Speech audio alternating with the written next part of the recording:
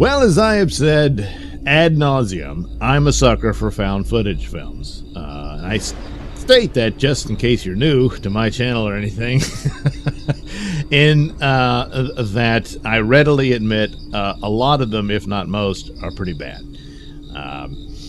But there are some really good ones, some really great ones, and some that, I mean, Blair Witch is a good example that I like, but it's one of those whether you either liked it or you absolutely hated it. And there's very little wiggle room, except maybe some people who obsess over it or something. But there's always that for just about anything. But that's about it. So there are other classifications here for the examples of the genre. So here I'm going to save time, pit two different films against one another that may not necessarily be fair, as they are two different animals of the same genre, but still, I'm just going to go ahead and do it. So, being a sucker for found footage, you would think I'd be all in and had seen all the VHS movies, but you'd be wrong. So I saw the first two. The first one I liked. I thought it had a pretty good storytelling structure there for it, or at least the attempt at it. The second one I barely remember. The third one I didn't like. I liked the parallel universe storyline. It was kind of silly. The rest I can't even recall. I'll do a revisit of those at some point, and I'll have to catch up on the others. Apparently there was a spinoff called Siren. Didn't see that. I don't even know if that is considered found footage. It might just be a traditional movie. I don't know. VHS 94 I did not see. VHS 99 I did not see. Boy, they seem to be able to churn these out, huh? Kids versus Aliens is another one of the spin-off films. I know nothing about it. Very recent, apparently, at the taping. And so the one I did see was the most recent one, VHS 85. That one, I'll say it, since the last one I'd seen previous to this was the third one, and this one is easily better than that one. The storytelling structure here would be this apparent little documentary about, I guess, a shape-shifting alien or what have you. It's never quite clear. It's some sort of laboratory, and this thing is unfolding in between the other stories. Of course, it's an anthology series, which sets it apart somewhat from the others. What I liked about the first one is that, these guys break in and they find the tapes, and and it reveals all this stuff. That was interesting in and of itself. Here it's, like it's this old tape of a television show, interspersed with these other stories, and it's like, how did it all get on there and all this stuff, and you have to just assume, well, I guess the devil put it on there or something. Don't know. But the individual stories are intriguing. You start off with, hey, young people going to swim in a lake, and and there's all this sort of like little budding romance going on between two of them, and the others know it, and tee-hee, giggle, tee-hee, and all that stuff. And then suddenly, one by one, they all get murdered by a mysterious sniper. And you think, well, that in and of itself would be pretty horrific, and it is. It's very gory. What happens to them, and then everything goes blank, and you go, well, that's the end of that story. And then the tape starts again, and they're all still alive. There's something about the lake. And then they say, hey, we're going to track down the person who shot us and get revenge. And so that sets up sort of a bookend within the bookend of the shapeshifter story. So it does happen. You revisit it. The other stories, the one that what I thought was pretty interesting, and probably the best of the batch, was the story that takes place in Mexico of a Mexican news crew during an earthquake, and the rescue team comes to save whom they can, and they end up going further and further underground, and they discover an ancient temple of a god of death. and they awaken it, and it basically wipes them out. Do get a naked woman in it. That sort of thing. But it's very simple and ends rather quickly after that. And, of the batch, I thought it was the best. And of course, in between, you get, more of the shape-shifting creature.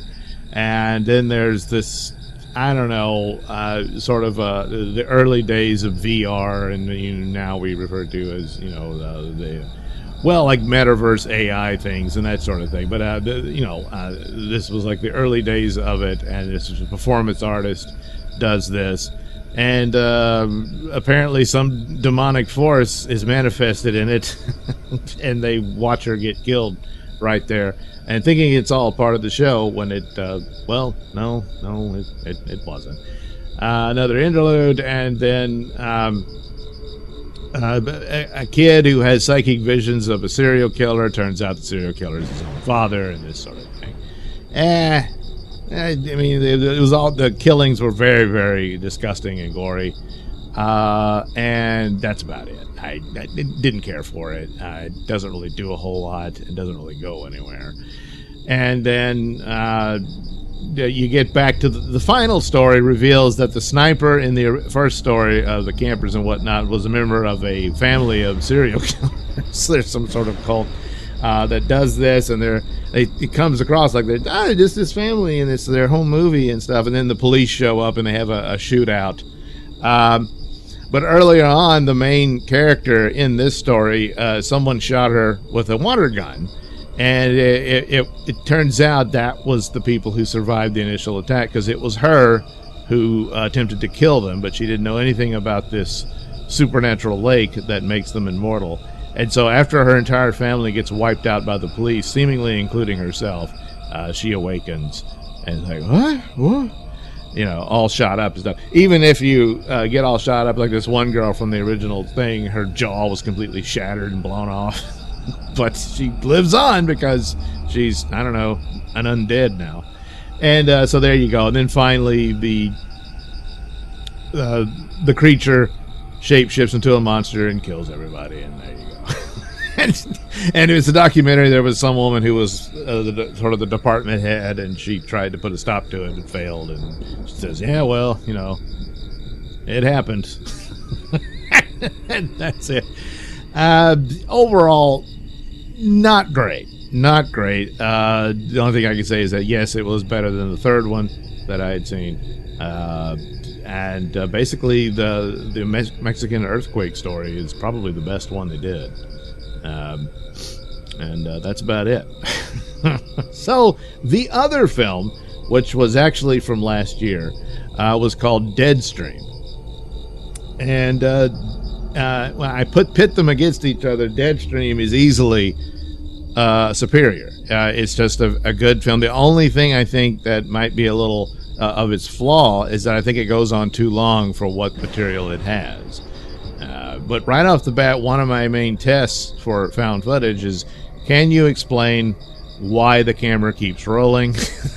And in this case, yes, this man is absolutely obsessed with the camera. He had a very popular channel on YouTube.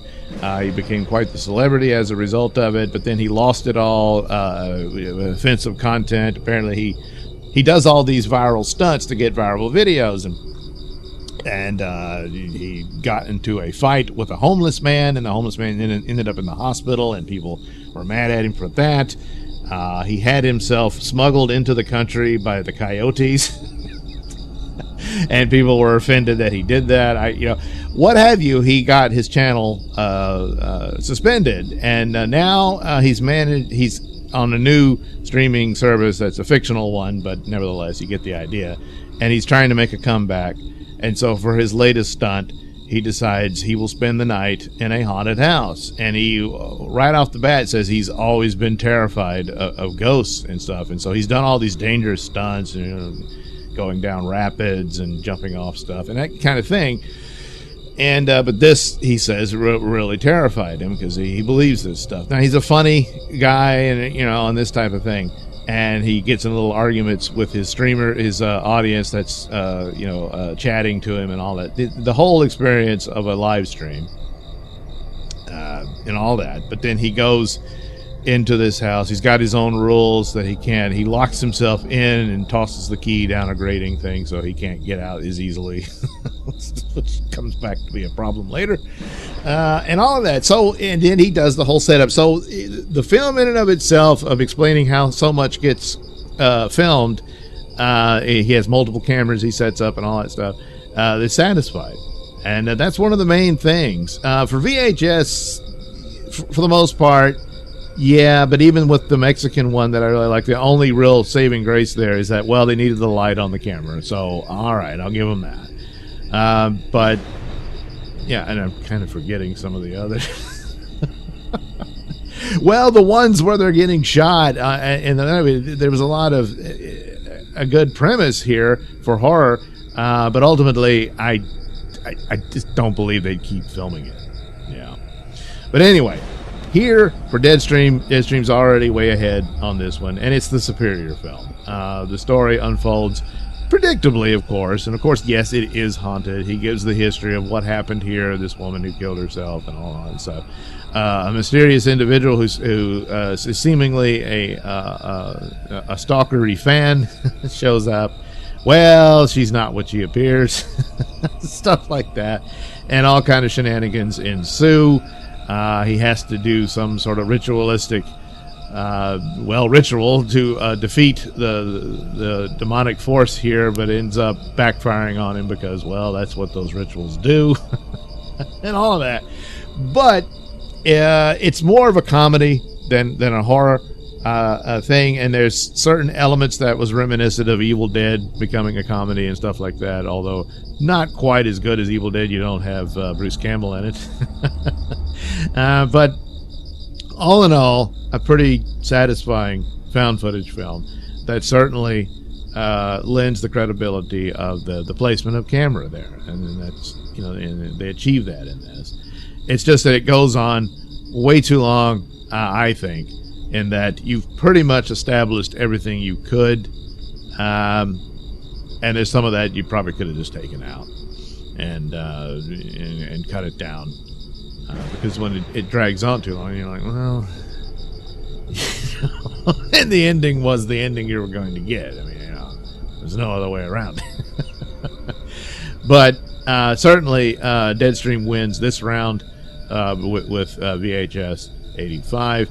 I think it is easily the superior film, and despite the little flaws that I have with it, I liked it. So there you go. Deadstream beats VHS 85.